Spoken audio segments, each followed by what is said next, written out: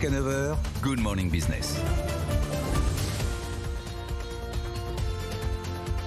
C'est pratique. Voilà, on va prendre le micro à chef. Il est 7h45. Notre invité, c'est Éric Frégona, le directeur adjoint de l'association des directeurs au service des personnes âgées. Bonjour. Bonjour. Alors, on vous invite ce matin parce que le livre qui fait polémique, sur notamment Orpea, qui vient de lâcher son directeur général cette nuit, a au moins le mérite de nous faire mieux connaître un secteur économique très important pour les personnes âgées, pour l'économie en général. Vous représentez les directeurs de ces établissements. Et donc, vous allez nous expliquer ce qui se passe. Parce que, d'abord, c'est un secteur économique multiple. Il y a à la fois des établissements publics, rattachés souvent aux hôpitaux, des établissements associatifs, et puis des établissements commerciaux. C'est à peu près 20% du marché. Et cette polémique, elle les concerne directement. On fait du chiffre, on fait des marges, on fraude, c'est ce que dit le livre, les services sociaux sur les effectifs, on fait des marges arrière, des rétro-commissions sur les fournitures. Est-ce que vous découvrez tout ça, Éric Frégona, parce que vous représentez tout le secteur des EHPAD, associatifs, publics et privés? Oui, vous avez raison de rappeler que le secteur a trois composantes. Il y a donc le public qui représente 50% des établissements. Il y a 30% des établissements, ce sont des associatifs. Et puis 20%, ce sont des commerciaux. Et parmi ces 20% de commerciaux, je dirais qu'il y a à peu près 10 à 12% de groupes qui détiennent... De grands groupes. Ils se sont beaucoup développés au cours des dernières années, notamment avec des fonds. À la fin des années 90, ils se sont développés pour combler le manque d'offres qui étaient proposées sur le territoire. Alors, le livre dit deux choses finalement.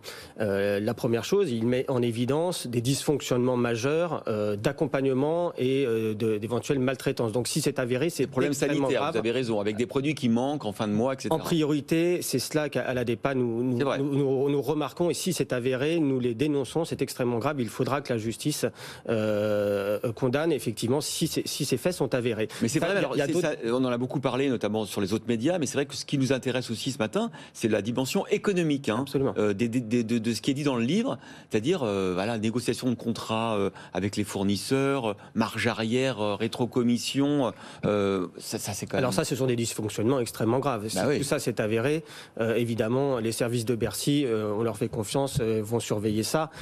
Pour autant, c'est vrai qu'on ne peut pas généraliser ce type de fonctionnement. Mais vous avez 2000 directeurs de cet établissement chez vous. Ils vous ont jamais remonté ce type d'informations? Ils n'ont pas conscience de ça? Alors, les directeurs des établissements peuvent travailler aussi bien dans le privé, dans l'associatif, que dans le commercial.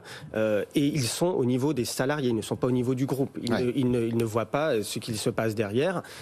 Ces directeurs font face à des injonctions des pouvoirs publics qui les malmènent depuis très très longtemps. Quand je dis les pouvoirs publics, c'est les agences régionales de santé, ce sont les conseils départementaux qui ne cessent de tirer les prix vers le bas. Et donc, parce que la plupart des... Sur le prix des repas, par exemple, sur quoi exactement? Alors, pour 80% des établissements, le prix des repas, finalement, est fixé par les départements qui déterminent des tarifs à l'aide sociale, donc qui déterminent des prix qui sont extrêmement bas. On parle de 3,50 €, c'est vrai, c'est un prix moyen, ça? Ça peut arriver, et vous vous rendez compte que 3,50 €, ça équivaut peu ou prou à 1 € le repas, c'est extrêmement faible et inacceptable. Donc il faut absolument, et ce livre, on espère qu'il va faire prendre conscience à la société française qu'il faut réagir dans ce pays. Il faut effectivement que les pouvoirs publics injectent davantage d'argent dans ce secteur qui est sous-doté par moitié. Tous les rapports le disent. Aujourd'hui, on est à 1,5% du PIB qui est consacré à cette politique publique. Dans les pays du Nord qui fonctionnent très très bien, on est à 3%. Donc on est à la moitié de ce que font les pays qui travaillent bien. Donc finalement, ce qu'il faut, c'est une véritable prise de conscience. Il faut, dans un premier temps, des annonces aussi du président de la République. Là, on attend vraiment qu'il se prononce sur des effectifs immédiats. Nous proposons à l'ADEPA que dans l'immédiat, il y ait un geste qui soit fait et que 2 postes dans chaque établissement et dans chaque service à domicile soient accordés. Ça représente peu ou prou 1,5 milliard d'euros. Et c'est un modèle à repenser, c'est davantage de garde-fous, c'est d'imposer des règles communes au secteur public et privé lucratif. Là, il y a quelque chose à pointer, à travailler? Les règles sont quasiment les mêmes dans tout le secteur d'activité, entre les commerciaux, les associatifs. La seule chose qui diffère, c'est liberté tarifaire pour les prix hébergement. C'est pour ça qu'on voit que dans le commercial, les tarifs sont souvent plus hauts. Et c'est le principe d'une société commerciale, c'est de réaliser des bénéfices. Une premiumisation du système et du modèle.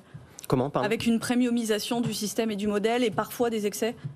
Ces excès, s'ils sont avérés, sont extrêmement graves et il faut les dénoncer. Vous avez raison de le souligner. Mais nous, on considère que le problème, et le livre met aussi en exergue un problème systémique. Il n'est pas possible de fonctionner dans ces établissements, qu'ils soient privés, associatifs ou publics, avec 6 professionnels pour 10 résidents, et ça fait que 3,5 professionnels soignants pour 10 résidents. Ouais. C'est absolument pas acceptable. Mais le livre dit aussi que c'est un secteur qui est très très peu réglementé, très peu contrôlé. Le livre explique que par exemple quand on fait une mission de contrôle du département ou de la sécurité sociale, on prévient un mois avant l'établissement du contrôle à venir.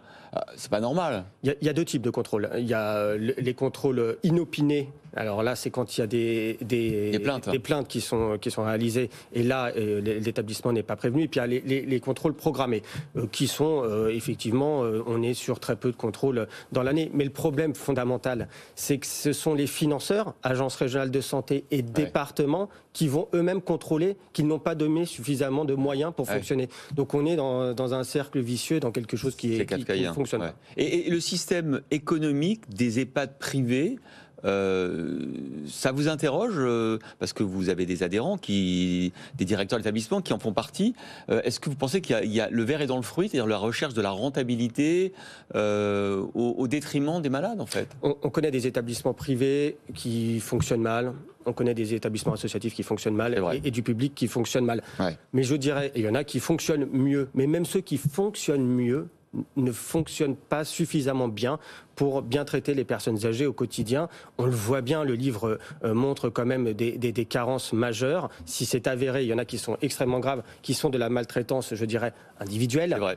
Et il y a quelque chose de plus structurel. Il y a des fraudes économiques aussi, rétro-commission, marge arrière. Ça, si c'est avéré, c'est comme toute entreprise. Elle est contrôlée et il y aura des sanctions.